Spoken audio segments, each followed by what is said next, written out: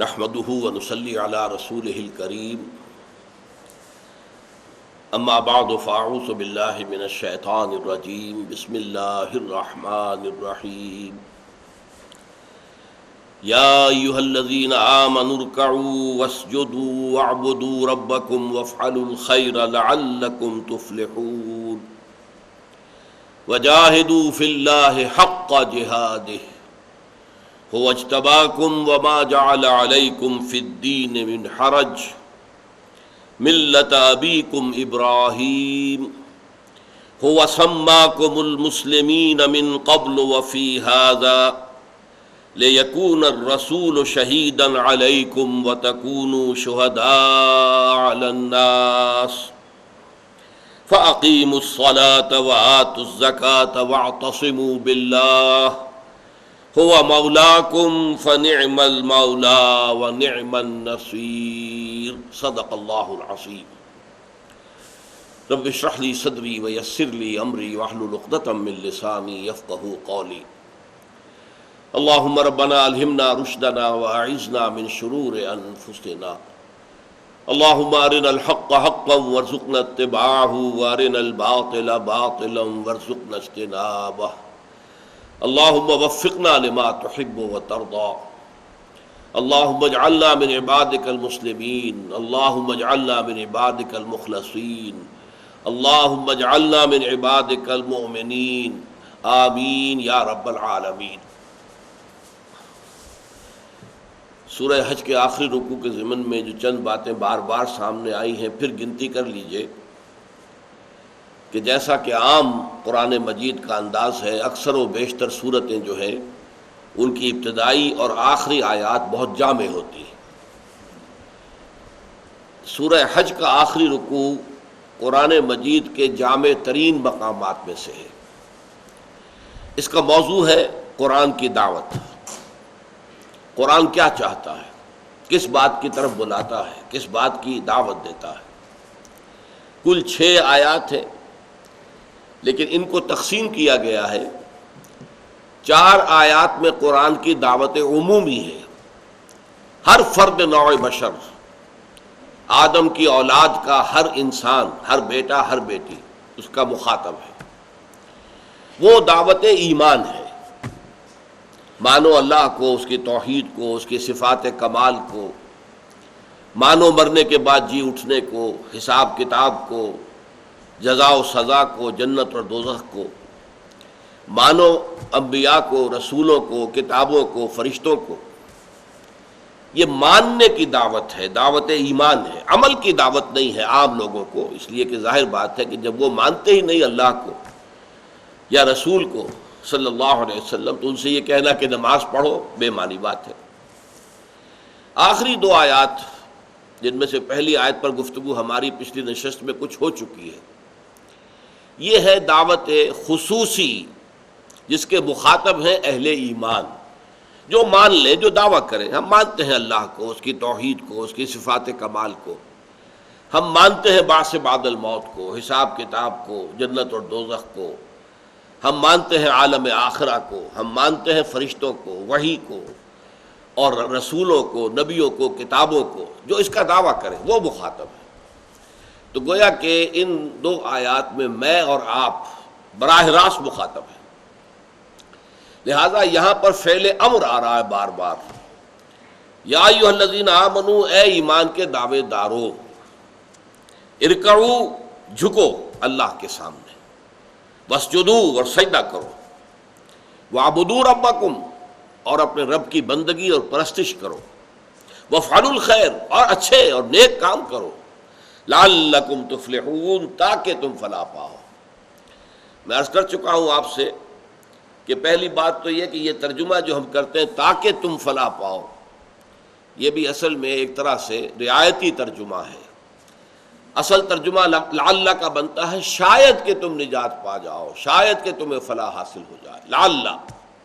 لعل شاید کے لیے آتا ہے، لیکن جیسے شاہانہ انداز کلام ہوتا ہے، میں نے آپ کو بتایا تھا کہ اگر کوئی شہنشاہ کسی اپنے بڑے جرنیل کو، سپہ سالار کو کسی مہم پر بھیجے اور یہ کہے کہ اگر تم اس مہم میں کامیاب ہو کر آ گئے تو شاید کہ ہم تم فلاں بڑے صوبے کا ہم تمہیں گورنر لگا دیں گے. تو یہ شاید جو ہے یہ بادشاہ کی طرف سے وعدے کے معنی میں ہے. پھر اب وہ بادشاہ اس بات سے پیچھے ہٹ نہیں سکتا. تو اللہ تعالیٰ کا یہ کلام شاہانہ جو ہے یہاں وعدے کا مفہوم ہوگا کہ اگر تم یہ کرو گے تو پھر وعدہ ہے فلاح کا، کامیابی کا. البتہ دوسرا نقطہ جو بیان ہو چکا وہ یہ ہے کہ اس سے جو پہلا بات اخذ ہو رہی ہے وہ یہ ہے کہ محض دعویٰ ایمان پر فلاح نہیں ہے. فلاح کا کوئی وعدہ نہیں محض دعویٰ ایمان پر. اگر محض دعویٰ ایمان پر فلاح کا وعدہ ہو جائے تو یہ سب بے معنی بات ہو جائے گی. ارکعوا واسجدوا واعبدوا ربکم وافعلوا الخیر. اس میں نفی ہو جانی چاہیے. ہمارے جو عوام ہیں ان کا ایک تصور یہ ہے کہ جب ہم مسلمان ہیں حضور کے امتی ہیں تو لامحالہ ہماری تو نجات ہو ہی جائے گی. اول تو یہ کہ حضور ہماری شفاعت فرما دیں گے، اور اگر خدا نہ خواستہ کوئی ہوا بھی تو جیسے یہودیوں کا عقیدہ تھا کہ ہم تو رہیں گے تو جہنم میں چند دن یا چند گھنٹے، لن تمسنا النار الا ایاما معدودات، اس لیے کہ ہم ایمان والے ہیں. یہ سارے خیالات کی نفی ہو جاتی ہے. یہاں فرمایا جا رہا ہے یہ کرو یہ کرو یہ کرو اور یہ کرو تاکہ تم فلاح پاؤ. تو فلاح گویا کہ منحصر ہے ان تمام چیزوں کے کرنے پر. محض دعویٰ ایمان زبان سے کہہ دینا آمنت باللہ وملائکتہ وکتبہ ورسلہ والیوم الآخر والقدر خیرہ وشرہ من اللہ تعالی والبعث بعد الموت، محض اس سے آپ نجات کے حقدار نہیں بن سکتے. اس کے بعد ہم غور کرتے ہیں رکوع اور سجود. اس کے دو پہلو ہیں. جھکاؤ، اللہ کو مانا ہے اپنا رب تو اب اس کے سامنے جھک جاؤ.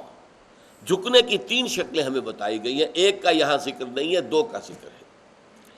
پہلا جھکنے کی شکل کیا ہے کہ اللہ کے حضور میں کھڑے ہو تو دست بستہ، ہاتھ بندھے ہوئے ہوں اور ذرا جھکاؤ ہو، نگاہیں نیچی ہوں، سینہ تان کے نہیں کھڑے ہونا ہے. تو گویا کہ نماز کا جو پہلا رکن ہے قیام، اس میں بھی قنوت کا معاملہ ہے. اس میں بھی گویا کہ ایک کھڑا ہونا ہے فرما بردارانہ انداز میں، مؤدب انداز میں. اس میں ایک جھکاؤ ہوگا. پھر اس سے آگے بڑھ کر جھکاؤ وہ رکوع کے اندر ہے. پھر اس سے بھی آگے بڑھ کر جھکاؤ کی انتہا کیا ہے؟ سجدہ ہے. تو یہ تینوں شکلیں درجہ بدرجہ. ان کو اس اعتبار سے بھی غور کیجئے کہ اصل میں ایمان باللہ کا پہلا تقاضا یہی ہے کہ انسان اللہ کے سامنے جھک جائے. شعر تو ذرا دوسری قسم کا ہے، لیکن یہ کہ اس کی بھی ایک مشابہت اس میں آتی ہے کہ عرش کی یہ بلندیاں فرش کی پستیوں سے ہیں، ان کا غرور دیکھ کر ہو گئے خاکسار ہم. تو اللہ تعالیٰ ویسے یہ کہ لفظ غرور اس میں اچھا نہیں ہے شعر کا، اگرچہ تکبر کا لفظ تو اللہ تعالیٰ اپنے لیے استعمال کرتا ہے، المتکبر. تو اللہ کی کبریائی کا ذرا بھی اندازہ ہو جائے گا تو انسان جھکے گا، اور جھکنے کے اندر یہ تینوں مرحلے جو ہیں شامل ہو جائیں گے. دوسری بات اس میں سمجھنے کی یہ ہے کہ ایک ہے صرف جسمانی جھکاؤ، ایک ہے حقیقی جھکاؤ. حقیقی جھکاؤ کا کیا مطلب ہوگا؟ اپنی پورے وجود کے ساتھ اللہ کے سامنے جھک جائے. یہ نہ ہو کہ میں تو جھک گیا اور میری مانوی شخصیت جو ہے اس کی گردن اکڑی ہوئی ہے، وہ کھڑا ہوا ہے اور وہ جھکنے کو تیار نہیں. ہمیں سے ہر شخص کا ایک یہ ظاہری جسم ہے، ایک اندر کی ہماری خودی ہے، خودی. یہ خودی بھی اللہ کے سامنے جھک جائے. دراصل علامہ اقبال نے جو اپنی کتاب اسرار خودی پھر رموز بے خودی، یہ دو الفاظ جو ہے کیوں ہیں؟ پہلی بات خودی ہے، انسان کے اندر اتنی خود اعتمادی ہو کہ وہ اپنے پورے وجود کے اوپر حاکم ہو. یہ نہ ہو کہ وہ چاہتا کچھ اور ہے اور وجود اس سے کچھ اور کرا رہا ہے، نفس کے تابع ہے. وہ چلنا چاہتا ہے کسی اور طرف، نفس کہتا ہے نہیں ادھر چلو، اور وہ چل پڑتا ہے.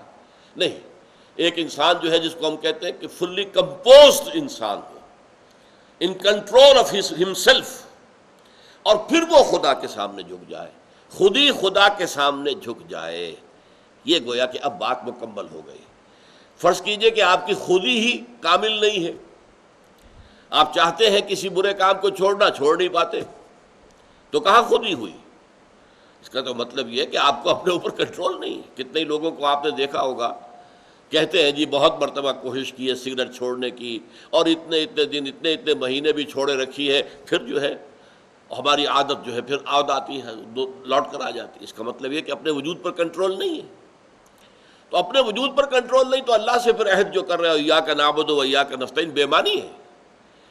یہ تو بامانی ہوگا جب کہ تم اپنے وجود پر پوری طریقے سے تسلط یافتہ ہو، اپنا کنٹرول تمہیں حاصل ہو، پھر تم جھکو اللہ کے سامنے تو گویا کہ پھر پورا وجود جھکے گا، پھر تمہاری خودی جو ہے وہ بھی اللہ کے سامنے جو ہے وہ جھک جائے گی. تو یہ ہے رموز بے خودی، بے خودی، اپنی خودی کو اللہ تعالیٰ کے قدموں میں ڈال دینا. اب اس کو اس اعتبار سے بھی غور کیجئے کہ یہ اصل میں ارکان اسلام جو ہے ان میں پہلا رکن تو آپ کو معلوم ہے کلمہ شہادت ہے. وہ تو آ گیا یا ایھا الذین آمنوا سے خطاب ہو رہا ہے، کلمہ شہادت انہوں نے ادا کیا ہے لا محالہ، تب وہ یا ایھا الذین آمنوا کے زمرے میں شامل ہوئے. اس کے بعد پہلا رکن جو ہے رکن اعظم یا رکن رکین وہ نماز ہے، جس کے بارے میں کہا گیا ہے کہ روز محشر کے جاں گداز بود اولی پرسش نماز بود. پہلا حساب کتاب نماز کا ہونا ہے قیامت کے دن. اور نماز کو کہا گیا کہ یہ الصلاۃ عماد الدین، یہ تو دین کا اصل ستون یہ ہے. لہذا اس نماز کے یہ دو ارکان جو ہیں رکوع اور سجود ان کی طرف حوالہ دے کر گویا کہ یہاں مراد نماز ہے. اور نماز جو ہے ان چار عبادات میں سے ایک ہے جو بندہ مومن پر فرض ہے. نماز، روزہ، حج اور زکوٰۃ، ان میں سے دو وہ ہیں کہ جو ہر مومن پر فرض ہیں، چاہے وہ غریب ہو، امیر ہو، کسے باشد، نماز اور روزہ. ہاں زکوٰۃ ظاہر بات ہے جس کے پاس مال ہے، صاحب نصاب ہے، صرف اس پر فرض ہوگی. اسی طرح حج بھی جو صاحب استطاعت ہے، من استطاع الیہ سبیلا، جس کے اندر مالی طور پر استطاعت موجود ہے کہ وہ لمبا سفر کر سکے اور اپنے جو پیچھے گھر والے ہیں ان کے لیے بھی اتنے عرصے کا لیے کھانے پینے کا معاملہ چھوڑ کر جا رہا ہو، تو یہ سب کچھ جو کر سکتا ہو اس پر فرض ہوگا، ورنہ فرض نہیں ہے. تو یہاں اصل میں جو ایک ارکان اسلام میں سے جو چار عبادات ہیں ان میں سے ایک کو لے لیا جو رکن رکین ہے، جو عماد الدین ہے، اور اس کے دو ارکان خاص طور پر جو ہے رکوع اور سجود سے مراد یہاں گویا کہ اشارہ ہو رہا ہے ارکان اسلام کی طرف. اور یہ بات کھل جائے گی اگلی آیت کے آخر میں جا کر. اب اس کے بعد فرما وَاعْبُدُوا رَبَّكُمْ، اپنے رب کی بندگی کرو، پرستش کرو. یعنی نماز، روزہ، حج، زکوٰۃ یہ تو چند معین اعمال ہیں. آپ اگر 5 وقتہ نماز پڑھتے ہیں تو آپ کے 24 گھنٹوں میں سے 2 گھنٹے نکل جاتے ہوں گے اس کے لیے. آپ تیاری کرتے ہیں، وضو کرتے ہیں، پھر نماز پڑھتے ہیں، فجر ہے، ظہر ہے، عصر ہے، اور پھر مغرب ہے، عشاء ہے، 2 گھنٹے 2.5 گھنٹے بس. یعنی یوں سمجھیے کہ اندازہ یہ ہے کہ اگر کوئی شخص پابندی سے 5 وقتہ نماز پڑھتا ہو تو وقت کا عشر نکل جاتا ہے، 10واں حصہ، عشر جسے آپ کہتے ہیں. جیسے زمین کی پیداوار کا عشر ہے، اسی طریقے سے ہمارے اوقات کا عشر نکل گیا. 24 گھنٹے میں سے اگر 2.5 گھنٹے کے لگ بھگ اس کام کے اندر لگ گئے تو گویا کہ عشر نکل گیا.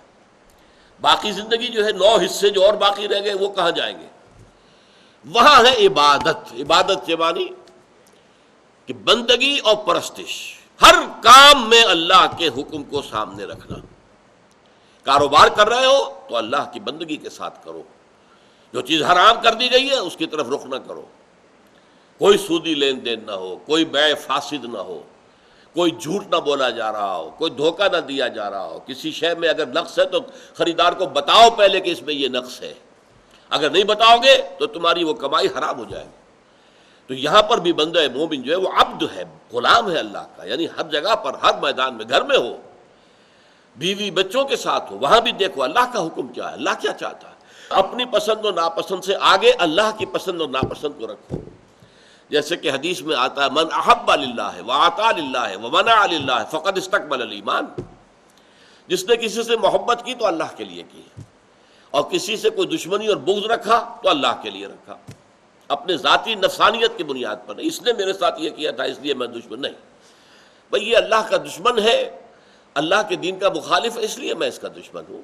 میری کوئی ذاتی دشمنی اس سے نہیں ہے. اللہ کے لیے دوستی، اللہ کے لیے دشمنی. اگر بھائی ہے اللہ کے دین کا مخالف ہے تو اس سے دشمنی ہو جائے گی، اس سے اپنا بھائی چارہ نہیں رہے گا. اسی طریقے سے من اعطا للہ و منع للہ، جس نے کسی کو کچھ دیا تو اللہ کے لیے دیا کہ اللہ کا حکم ہے کہ اس کو دینا ہے، اور روکا تو اللہ کے لیے روکا کہ اللہ تعالیٰ کو پسند نہیں ہے کہ اس کو یہ شے دی جائے. فقد استکمل الایمان، تو جو شخص یہ 4 تقاضے پورے کر دے من احب للہ و ابغض للہ و اعطى للہ و منع للہ فقد استکمل الایمان. تو اس نے گویا کہ ایمان کی تکمیل کر لی. یہ ہے اصل میں عبادت، ہمہ تن ہمہ وقت اللہ کی بندگی. بندگی، یہ بندگی صحیح لفظ ہے اس کے لیے. بندہ، غلام. غلام کا کام ہے آقا کا ہر دم، ہر آن، ہر وقت، ہر لحظہ جو حکم دے بجانا ہے، ورنہ وہ غلام نہیں ہے. امپلائر امپلائی ریلیشن شپ کو یہاں اپلائی نہیں کر سکتے آپ. آپ امپلائر ہیں، آپ نے ملازم رکھا ہے، فرض کیجیے خانسامہ رکھا ہے، آپ اس سے یہ نہیں کہہ سکتے جا کے میرا ٹوائلٹ صاف کرو. نہیں، وہ کہے گا جناب میں خانسامہ کی حیثیت سے ملازم ہوا ہوں، میں آپ کا ٹوائلٹ صاف کرنے کے لیے ملازم نہیں ہوا. یا یہ کہ ایک شخص ہے کام کر رہا ہے، 8 گھنٹے اس نے پورے کر دیے ہیں، اب آپ کہیں ابھی اور کام کرو. میں تو نہیں کروں گا جناب، میں بس 8 گھنٹے کی میری آپ سے طے تھی بات، میں نے کر دی. تو وہ تو ایک ٹائم کے لیے. لیکن اب جو ہوتا ہے غلام، وہ تو ہمہ وقت، ہمہ تن، ہمہ وجود. پھر یہ کہ ایک ہے اطاعت، پوری زندگی میں اطاعت.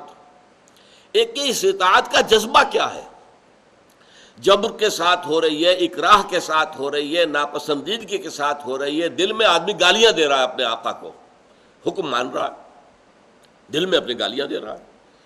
یہ بندگی تو ہوئی، یہ عبادت نہیں ہے. عبادت وہ ہوتی ہے جبکہ یہ اطاعت کی جائے ہمہ تن اللہ تعالیٰ کی محبت کے جذبے سے سرشار ہو کر. اسی لیے ابن تیمیہ رحمۃ اللہ علیہ اور حافظ ابن قیم رحمۃ اللہ علیہ نے ان 2 چیزوں کو لازم قرار دیا ہے. غایت الحب، ہر درجے کی محبت اللہ کے ساتھ، وغایت الذل والخضوع، ہر درجے میں اللہ کے سامنے بچھ جانا، اپنے آپ کو بچھا دینا، جو آپ کا حکم ہے، جو فرمان ہے، جو بھی آپ کی مرضی ہے، سر تسلیم خم ہے. اب اس کے بعد آ رہا ہے چوتھا لفظ وفعل الخیر. اب یہ وفعل الخیر کیا ہوگا پھر؟ جب ارکان اسلام بھی آ گئے، جس میں سے نماز کا ذکر کر دیا گیا، جب پوری زندگی میں اللہ کی اطاعت بھی آ گئی، اب کون سا خیر باقی رہ گیا؟ یہ بڑا غور طلب مسئلہ ہے. دیکھیے یہاں اب غور طلب معاملہ کیا ہے کہ یہاں فعل خیر سے مراد ہے خدمت خلق میں اضافی خرچ کرنا. عبادت میں تو اتنا ہو گیا کہ آپ نے زکوٰۃ ادا کر دی، عشر ادا کر دیا، آپ کی عبادت تو پوری ہو گئی. لیکن آپ مزید اللہ کے راستے میں دے رہے ہیں، بچوں کو، ان کے لیے، مسکینوں کو، یتیموں کو، غریبوں کو، بیواؤں کو، مقروضوں کو آپ مزید دے رہے ہیں. جیسا کہ دوسرا درس جو ہمارا تھا اس میں میں نے وہ اس حدیث کا حوالہ دیا تھا کہ حضور نے فرمایا کہ یہ نہ سمجھو کہ زکوٰۃ اور عشر دے کر تم فارغ ہو گئے. ان فی المال لحقا سوی الزکاۃ، زکوٰۃ کے علاوہ بھی مال میں حق ہے اللہ کا اور غرباء کا اور مساکین کا. یہ نہ سمجھو کہ زکوٰۃ دے دی تو بس پھر بات پوری ہو گئی، نہیں. ان فی المال لحقا سوی الزکاۃ. پھر آپ نے وہ آیت پڑھی، آئے بر، لیس البر ان تولوا وجوہکم قبل المشرق والمغرب ولکن البر من آمن باللہ والیوم الآخر والملائکۃ والکتاب والنبیین وآتى المال علی حبہ ذوی القربى والیتامى والمساکین وابن السبیل والسائلین وفی الرقاب واقام الصلاۃ وآتى الزکاۃ. زکوٰۃ تو یہاں علیحدہ ہے، اور اس سے پہلے آت المال علی حبہ ذوی القربى والیتامى والمساکین وابن السبیل والسائلین وفی الرقاب. یہ اضافی ہے. اور اس اضافی کی آخری انتہا کیا ہے، نوٹ کر لیجئے، آخری انتہا. لیکن چونکہ یہ حکم نہیں ہے، یہ عبدیت سے اگلا مقام ہے، خدمت خلق کا مقام ہے. عبدیت سے آگے کی منزل کی بات ہو رہی ہے، یہ نفلی معاملہ ہے. اور اس کی آخری منزل کیا ہے؟ یسألونک ماذا ینفقون قل العفو. اے نبی اتنا زور دیا جا رہا ہے قرآن پر، خرچ کرو، خرچ کرو، خرچ کرو. کتنا، کس حد تک خرچ کریں؟ قل العفو، اے نبی ان سے کہ جو تمہاری ضرورت سے زائد ہو. اچھا، ضرورت کا تم فیصلہ خود کرو گے. اگر آپ میں ایمان بالآخرت بڑھتا چلا جائے گا تو آپ اس دنیا کی ضرورتیں کم کرتے چلے جائیں گے تاکہ زیادہ سے زیادہ سیونگ نکال کر آخرت کے بینک میں جمع کرا دیں. دیکھیے آپ دیکھتے ہیں نا، اشتہارات آتے ہیں، سیو کرو، سیو کرو، سیو کرو، سیونگ بینک کے اندر پیسے ڈالو، یہ جو ہے ڈاک خانے کی سیونگ اسکیم ہے، فلاں سیونگ اسکیم ہے. کس لیے؟ کہ تم اس وہاں جمع کرو گے، سود تمہیں ملے گا اور پھر تمہاری رقم بڑھتی جائے گی. اس کے آپ اس کو 1 لاکھ سے ضرب دیجئے، آج تم اللہ کے لیے جو خرچ کرو گے یا غرباء و مساکین پر جو خرچ کرو گے وہ گویا کہ اللہ کے بینک میں تم نے اپنی سیونگ جمع کرا دی، اور وہاں کم سے کم تو 700 گنا ہے جو ملنا ہے۔ یہ سورہ بقرہ میں جو تفصیل کی گئی ہے کہ ایک دانے سے، ایک بیج سے ایک پودا نکلتا ہے، اس پودے کے اندر 7 سٹے ہوتے ہیں، ان 7 سٹوں میں ایک ایک کے اندر 100 دانے ہیں۔ فی کل سنبلۃ 100 حبہ، تو 7 سٹے اور ہر ایک میں 100 دانے، تو 700 گنا ہو گئے۔ واللہ یضاعف لمن یشاء، جس کے لیے چاہے گا اور اس سے بھی دگنا چوگنا کرے گا۔ تو جس کو اتنا ملتا ہو انٹرسٹ، اتنا سود ملتا ہو، اتنا نفع ملتا ہو، تو وہ کیوں نہ خرچ کرے گا؟ پھر وہ اپنا پیٹ کاٹے گا، یہاں کی ضروریات کم کرے گا تاکہ زیادہ سے زیادہ اللہ کے اپنے بینک کے اندر ڈپازٹ کر سکے۔ البتہ اس خدمت خلق کے بارے میں یہ جان لیجئے، اس کے 3 تصورات ہیں۔ ایک تو ہے بیسل یا بیسک، اور جو چیز کے مشترک ہے تمام ادیان میں، تمام مذاہب میں، پوری نوع انسانی میں۔ وہ تصور کیا ہے؟ بھوکے کو کھانا کھلاؤ، اس کے پیٹ میں آگ لگی ہوئی ہے، بھوک کی، اسے بجھا دو۔ پیاسوں کے لیے پانی کا کہیں سبیل لگا دو، پیاؤ کہتے تھے ہندو، پیاؤ ہم سبیل کہتے ہیں، تاکہ مسافر گزرتا ہوا یہاں سے پانی پی لے۔ اللہ توفیق دے تو وہاں کولر لگا دے تاکہ ٹھنڈا پانی پی لے۔ یتیموں کے لیے یتیم خانے بناؤ، یتیم کی سرپرستی کرو، بیواؤں کی سرپرستی کرو، تو محتاجوں کی مدد کرو، مقروض کی مدد کرو، وغیرہ وغیرہ، اور جو بیمار ہیں ان کے معالجے کا، دوائی دارو کا بندوبست کرو۔ یہ خدمت خلق کا تصور جو ہے یہ یونیورسل ہے، پاپولر ہے، پوری دنیا میں ہے، پوری نوع انسانی میں ہے۔ یہ کسی کے لیے ایکسکلوسیو نہیں۔ لیکن اس سے اگلا خدمت خلق کا تصور جو ہے اس کا تعلق ایمان سے ہے۔ اگر تمہیں یقین ہے کہ اصل زندگی آخرت کی زندگی ہے، اور اگر یہاں پر سیدھے راستے پر نہ چلے تو ہمیشہ ہمیشہ کے لیے جہنم میں جھونکے جانا ہے، اگر یقین ہے تو سب سے بڑی خدمت خلق یہ ہے کہ لوگوں کو جہنم کی آگ سے بچاؤ۔ تم نے اس کے پیٹ میں جو بھوک کی آگ لگی ہوئی ہے وہ بجھا دی، اور وہ سموچا جہنم کے اندر جانے والا، اس کی تمہیں فکر ہی نہیں، پرواہ نہیں، تو تم سے بڑا تو پھر سنگ دل اور کوئی نہیں ہے، بشرطے کہ یہ تم پر منکشف ہو چکا ہو۔ اس کا تعلق ایمان کے ساتھ۔ اب یہ دیکھیے کہ حضور کی زندگی جب تک کہ وحی کا آغاز نہیں ہوا، آپ کی سیرت میں وہ پہلا خدمت خلق کا تصور جو پورا موجود تھا، بیواؤں، یتیموں کی خبرگیری اور غریبوں کو کھانا کھلانا، یہ سب کی جو ہے آپ کی زندگی کے اندر وہ بدرجہ کمال وہ جو خدمت خلق موجود تھی۔ لیکن جیسے ہی وحی کا آغاز ہو گیا اور حکم آ گیا، اے نبی کھڑے ہو جاؤ، قم فانذر، خبردار کرو لوگوں کو کہ جہنم کی آگ جو ہے وہ تمہارا انتظار کر رہی ہے۔ اگر سیدھے نہیں ہوگے، اگر توحید کے راستے پر نہیں آؤ گے، اسلام اور ایمان کے راستے پر نہیں آؤ گے تو جہنم میں جاؤ گے۔ اس کے بعد آپ کی پوری زندگی اس خدمت خلق میں بسر ہوئی۔ یہی خدمت خلق ہے جو اس کے بعد اولیاء اللہ صوفیاء نے کی ہے۔ یہ کہاں آ کے بیٹھ گئے تھے؟ معین الدین اجمیری رحمۃ اللہ علیہ اجمیر میں، جو کہ راجپوتوں کی قوت کا گڑھ تھا، رائے پتھورا اس کا صدر مقام، پرتھوی راج کا، وہاں جا کے بیٹھ گیا اللہ کا بندہ۔ 90,000 انسان ان کے ہاتھ پر ایمان لایا، ذرا غور کیجیے۔ تو یہ خدمت خلق کی بہت اونچی منزل ہے، جس کے لیے قرآن میں الفاظ قو انفسکم واہلیکم نارا، بچاؤ اپنے آپ کو بھی، اپنے اہل و عیال کو بھی آگ سے۔ وانذر عشیرتک الاقربین، اپنے قریبی رشتہ داروں کو خبردار کرو۔ تو یہ جو معاملہ ہے یہ خدمت خلق کی وہ بلند تر منزل ہے جس کا تعلق ایمان کے ساتھ ہے۔ ایک اور تصور جو ہے خدمت خلق کا وہ بہت اہم ہے، اور وہ یہ ہے کہ نظام اگر انسان کا جو ہے نظام زندگی وہ غلط ہے، تقسیم دولت جو ہے وہ غلط بنیاد پر ہو رہی ہے، وہاں عوام کو حق نہیں پہنچ رہا، سارا اوپر کا ایک طبقہ ہے، کیلا یکون دولتم بین الاغنیاء منکم، سرمایہ داروں کا ایک طبقہ ہے، دولت انہی کے درمیان گردش کر رہی ہے۔ 1 کروڑ پتی کی بیٹی لاکھوں کا جہیز لے کر دوسرے کروڑ پتی کے بیٹے کے ہاں پہنچ گئی، سرمایہ ادھر سے ادھر تو گیا، لیکن 1 کروڑ پتی کے ہاں سے جا کر نکل کر دوسرے کروڑ پتی کے ہاں جا کے پہنچ تو گیا۔ یہ صورتحال جو ہے یہ غلط ہے۔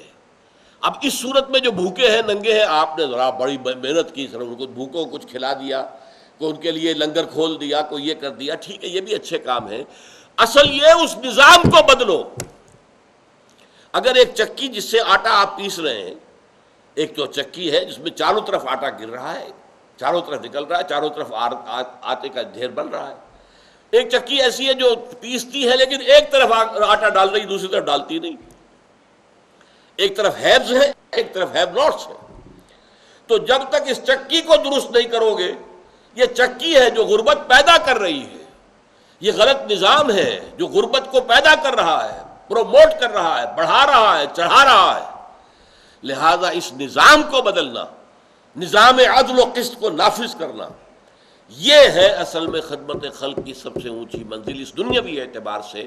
اگرچہ اصل سب سے اونچی منزل جو ہے اخروی اعتبار سے، وہ تو یہ ہے کہ لوگوں کو صحیح راستے کی طرف بلایا جائے۔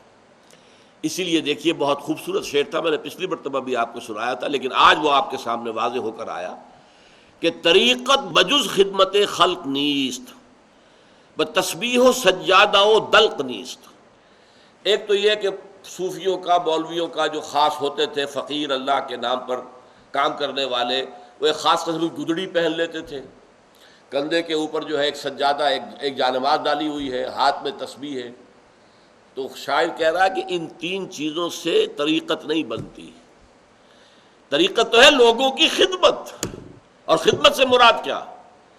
خدمت سے مراد وہ بھی ہوتی تھی جہاں پر بھی بیٹھے ہوتے تھے اللہ کے بندے، ایسا وقت بھی آتا تھا کہ ان کے اپنے پاس کھانے کو کچھ نہیں ہوتا تھا تو کسی اور کو کیا کھلائیں گے۔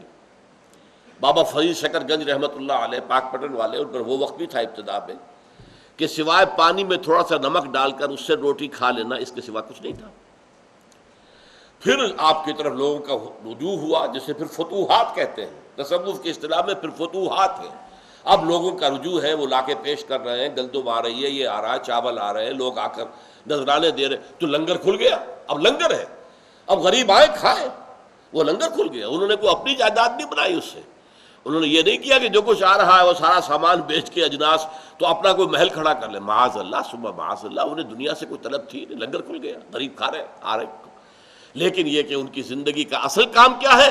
لوگوں کو حق کی طرف بلانا، اللہ سے متعارف کر دینا، اللہ سے تعلق جوڑ دینا، جس کے لیے حضور نے فرمایا لوگوں میری اور تمہاری مثال ایسی ہے کہ آگ کا ایک بہت بڑا الاؤ ہے، تم اس میں گر پڑنا چاہتے ہو، تمہیں نظر نہیں آ رہا، جہنم تمہاری نگاہوں کے سامنے نہیں ہے، تمہاری نگاہوں سے اوجھل ہے، میری نگاہیں اللہ نے کھول دی ہیں، مجھے جہنم نظر آ رہی ہے، اور میں دیکھ رہا ہوں کہ تم جہنم میں گر پڑنا چاہتے ہو، اور میں تمہارے کپڑے پکڑ پکڑ کر گھسیٹ رہا ہوں کہ خدا کے لیے بچو اس جہنم کی آگ سے۔